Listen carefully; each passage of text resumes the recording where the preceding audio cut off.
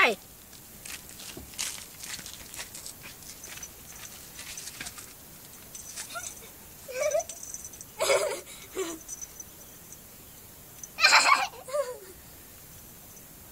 Dari mana?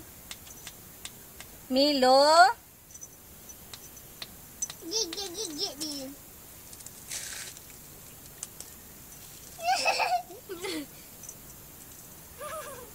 Milo. Hai.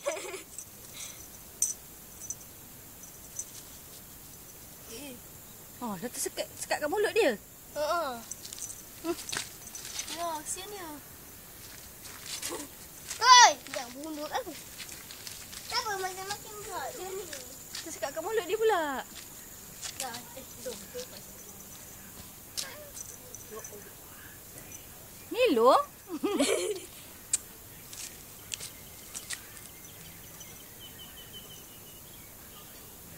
Biarlah Milo. La ilaha illallah. Nak makin sangat. Kau ni betul lah kucing kampung. Yang kecil tu kucing apa? Kucing bandar kucing apa? Siap. Ha?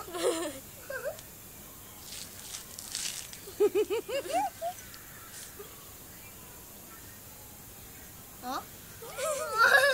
Nanti dia dah lama-lama dia biasa, dia tak kisah. Macam kecil dalam. Mak dia menari.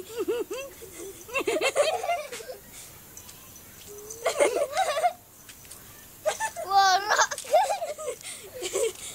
Dan cikgu ganda cakap, cikgu gila. Menari.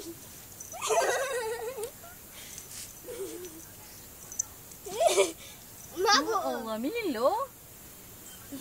Kau ni, biarlah dia dekat situ. lompat-lompat. Joget. Tadi dia menari. Konsep Milo. Dah habis dah selesai. Dia biasa. Penat.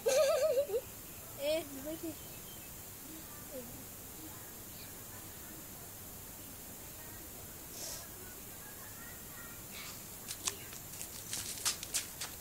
Bagi dia makan lah. Dia kacaukan dia dengan nasi.